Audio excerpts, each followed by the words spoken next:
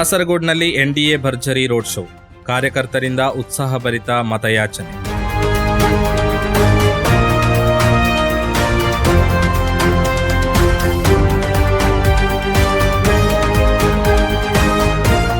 ನಗರವನ್ನ ಕಂಗೊಳಿಸುತ್ತಾ ಚುನಾವಣಾ ಪ್ರಚಾರಕ್ಕೆ ತೆರೆ ಎಳೆದಂತೆ ಕಾಸರಗೋಡು ಕ್ಷೇತ್ರದ ಎನ್ಡಿಎ ಅಭ್ಯರ್ಥಿ ಎಂಎಲ್ ಅಶ್ವಿನಿ ಅವರ ಪರವಾಗಿ ಭರ್ಜರಿ ರೋಡ್ ಶೋ ಹಾಗೂ ಕೊಟ್ಟಿಕಲಾಶ ಕಾರ್ಯಕ್ರಮವು ಕಾರ್ಯಕರ್ತರ ಉತ್ಸಾಹಭರಿತ ಭಾಗವಹಿಸುವಿಕೆಯಿಂದ ನಡೆಯಿತು.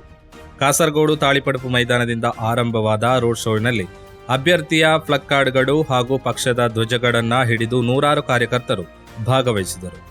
ಈ ರೋಡ್ ಶೋನಲ್ಲಿ ಉಡುಪಿ ಶಾಸಕ ಯಶ್ಪಾಲ್ ಸುವರ್ಣ, ಬೆಳ್ತಂಗಡಿ ಶಾಸಕ ಹರೀಶ್ ಪೂಂಜಾ, ಪನ್ವೇಲ್ ಶಾಸಕ ಪ್ರಶಾಂತ್ ಠಾಕೂರ್, ಸಿನಿಮಾ ನಟಿ ಲಕ್ಷ್ಮೀಪ್ರಿಯಾ ಸೇರಿದಂತೆ ಹಲವು ನಾಯಕರು ಭಾಗವಹಿಸಿದರು.